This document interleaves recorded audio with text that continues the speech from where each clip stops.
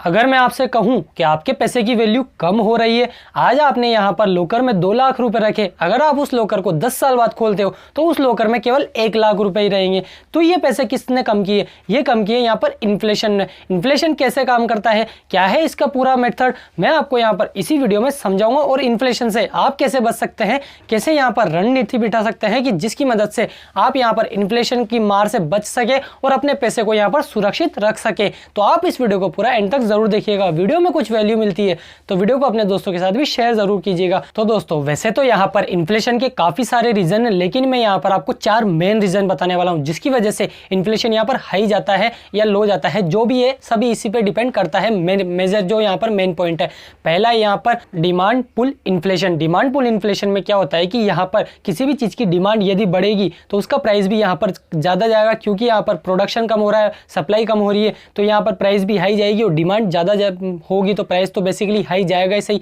Next है यहाँ पर नेक्स्ट पॉइंट, वो है यहाँ पर कॉस्ट पुश इन्फ्लेशन का। इसमें क्या है कि कोई रॉ मटेरियल है, यहाँ पर कुछ भी चीज़ बनती है, उसका रॉ मटेरियल कच्चा माल आता है, वो यहाँ पर महंगा हो जाता है। क्यों? क्योंकि डिमांड बढ़ी है ना, तो इसी वजह से यहाँ पर जैसे ऑयल की डिमांड बढ़ेगी तो पैसे भी कॉस्ट बढ़ जाएगा, मैन्युफैक्चरिंग बढ़ा देगी, यहाँ पर जो बनाते हैं उसे वो यहाँ पर बेसिकली कॉस्ट पुश इन्फ्लेशन लग जाएगा, उसमें वो कॉस्ट बढ़ाते जाएंगे। और नेक्स्ट है यहाँ पर वेजेस पुल इन्फ्लेशन। इसमें क्या है कि कोई भी सरकार है, सरकारी कर्मचारी की उसने यहाँ पर सरकार ने पैसे बढ़ा दिए, यहाँ पर नया वेतन आयोग लागू कर दिया, ये कर दिया, भत्ता बढ़ा दिया, ये बढ़ा दिया, तो उसकी वजह से क्या करती है, ये जो कंपनियां हैं हमें प्रोडक्ट देती है ना, चाहे कोई सी भी कंपनी हो, वो कुछ भी प्रोडक्ट हम यहाँ पर खरीदते हैं, चावल गेहूँ या कुछ भी है, वो भी यहाँ पर बढ़ा देते हैं टैक्सेस। क्यों? क्योंकि यहाँ पर गवर्नमेंट ने यहाँ पर सैलरी बढ़ा दी तो उनको लगता है कि इनके पास पैसा ज़्यादा आ चुका है, तो पैसा ज़्यादा आएगा, तो पैसा ज़्यादा आने की वजह से वो कंपनियां भी चाहती है इनसे भी थोड़ा सा ज़्यादा ले लें, तो वो थोड़ा सा यहाँ पर बढ़ाती जाती है। आप देख सकते हो पुरानी हिस्ट्री उठा के, किसी भी चीज़ का प्राइस यहाँ पर हाई गया है, कोई भी यहाँ पर न्यू नहीं है कि वापस लो गया, किसी चीज़ का ज़्यादा था तो कम हो गया,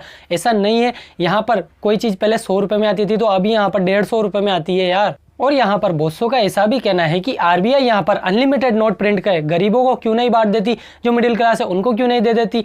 तो ऐसा नहीं हो सकता। एक बार जिम्बाब्वे ने किया था, वहाँ की जीडीपी पूरी माइनस में चली गई थी, पूरा इकोसिस्टम इकोनॉमिक्स क्रैश हो गया था, मतलब समझ में नहीं आ रहा था उनको क्या करें क्या नहीं करें, उन्होंने ऐसा ही किया था।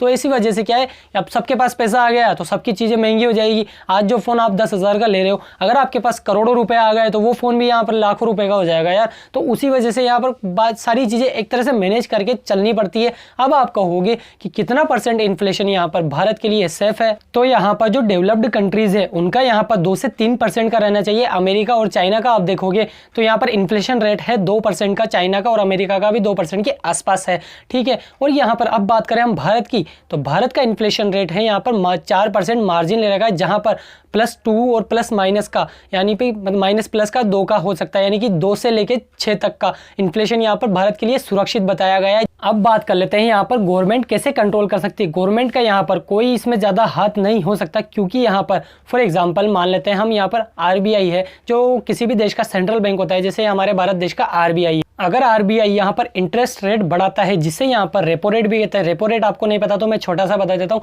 रेपो रेट वो होती है जिस पे यहाँ पर बैंकों को लोन दिया जाता है। जी हाँ दोस्तों, आरबीआई द्वारा बैंकों को लोन दिया जाता है और वो होती है रेपो रेट, जिस दर पर दिया जाएगा। तो यहाँ पर रेपो रेट बढ़ाएगा तो कम बैंक्स यहाँ पर आरबीआई से लोन लेंगे, कम बैंक्स यहाँ पर आरबीआई से लोन लेंगे और जनता को यहाँ पर कम लोन मिल पाएगा।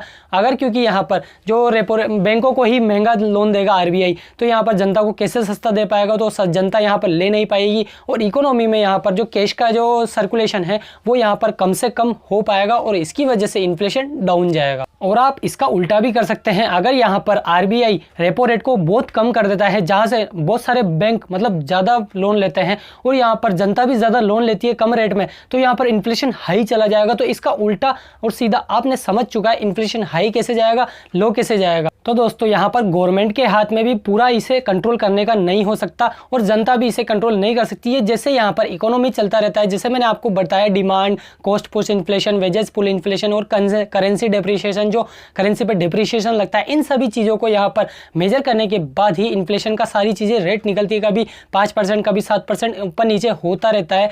तो यहाँ पर बेसिकली हमारा खर्चा तो होने वाला है, खाना पीना, रहना, घर मकान, आना जाना, पेट्रोल वेट्रोल, टैक्सेस सभी यहाँ पर चलने वाले हैं।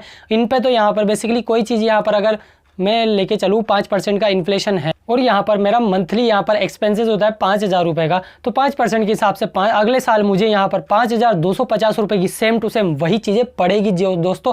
क्योंकि आपको देख लेना, आप एक बार लिख के रख लो आज की डेट का, और अगली वाली इसी डेट को या फिर इसी महीने के आसपास आप देख लेना, आपको 5% या 7% से ज़्यादा आपको वो प्रोडक्ट महंगा ही मिलेगा। और जब भी यहाँ पर इन्फ्लेशन ज़्यादा जाती है तो यहाँ पर हमें ही फ़र्क पड़ता है, आपको ही फ़र्क पड़ता है, अमीरों को कुछ फ़र्क नहीं पड़ता, क्योंकि अमीर यहाँ पर मैनेज कर लेते हैं, उनके पास पूरा मैनेजमेंट बैठा हुआ है। तो दोस्तों अब फाइनली बात कर लेते हैं हम यहाँ पर आप इन्फ्लेशन से कैसे बच सकते हैं। दोस्तों हमारा बुजुर्गों का दिया गया सलाह, जी हाँ दोस्तों, गोल्ड में आप यहाँ पर इन्वेस्ट करके अपने पैसे को सुरक्षित रख सकते हैं। क्योंकि यहाँ पर आप गोल्ड की प्राइस हिस्ट्री देख लीजिए, यहाँ पर वो मतलब 100% से ज़्यादा ही मुनाफा दिया है। यहाँ पर अगर आप स्टॉक्स मार्केट म्यूचुअल फंड में नहीं घुसना चाहते तो आपको यहाँ पर गोल्ड में तो घुस जाना चाहिए। गोल्ड एंड सिल्वर ये तो ऐसी चीज़ें हैं जहाँ पर आपको आपके पैसे की वैल्यू डबल होती ही रहेगी यहाँ पर हर साल। क्योंकि दोस्तों हम जितनी जल्दी इन्वेस्टिंग की पावर को समझ पाएंगे उतनी जल्दी हम यहाँ पर अमीर हो सकेंगे और फाइनेंशियली फ्री भी हो सकेंगे, जहाँ पर हमारा पैसे का लोड तो पूरी तरह से खत्म हो जाएगा। क्योंकि इन्वेस्टिंग ही हमें यहाँ पर अमीर बनाती है। पैसा आपके अकाउंट में रखा है, वो यहाँ पर 3% का ब्याज दे रहा है, इन्फ्लेशन ही 5% का है, और यहाँ पर अगर आपने लॉकर में भी रख दिया, तो मैंने उसका उदाहरण दे चुका हूँ। तो यहाँ पर आपको इन्वेस्टिंग की पावर को समझना होगा। आप यहाँ पर अगर फिजिकल गोल्ड नहीं लेना चाहते तो आप गोल्ड बॉन्ड्स भी ले सकते हैं। और अगर आप चाहते हो कि पूरी इन्वेस्टिंग पे हम वीडियो बनाएं जहां पर आपको रेशियो बताया जाए कि किस रेशियो में आपको किस में इन्वेस्ट करना चाहिए, रिस्क वाले में, और जब रिस्क ज़्यादा रहेगा तो आपको रिटर्न भी ज़्यादा रहेगा। जी हाँ दोस्तों, high risk high return, medium risk medium return, low risk low return. तो उसी हिसाब से हम आपको पूरा स्ट्रेटेजी बिठा के बता देंगे इन्वेस्टिंग की पावर क्या होती है। मैंने यहाँ पर इन्वेस्टिंग कर रखी है, मुझे पता है, आपको भी समझाना मेरा फर्ज है। अगर आप समझना चाहते हो तो बाकी कोई नहीं है, वीडियो है जिसके जो सीखना चाहेगा उसके लिए अवेलेबल है, और जिसको नहीं सीखना उसके लिए तो सामने लाके उसको पूरा थाली में परोसा भी रख दोगे, फिर भी वो यहाँ पर नहीं सीखना चाहेगा। तो बेसिकली अगर आपको यहाँ पर इन्फ्लेशन के बारे में कुछ पता चला है, इन्फ्लेशन से कुछ जानकारी मिली है, और अगर आप इन्वेस्टिंग की पावर सीखना चाहते हो तो हमारे चैनल पर नए हो सब्सक्राइब जरूर कर लेना। क्योंकि यहाँ पर फाइनेंशियल से रिलेटेड हम यहाँ पर आपको एजुकेशन देते रहते हैं। अगर आपको वीडियो अच्छी लगी है तो वीडियो को लाइक जरूर कीजिए। मिलते हैं आपसे अगली और एक्साइटिंग वीडियो में, तब तक के लिए जय हिंद, भारत माता की जय।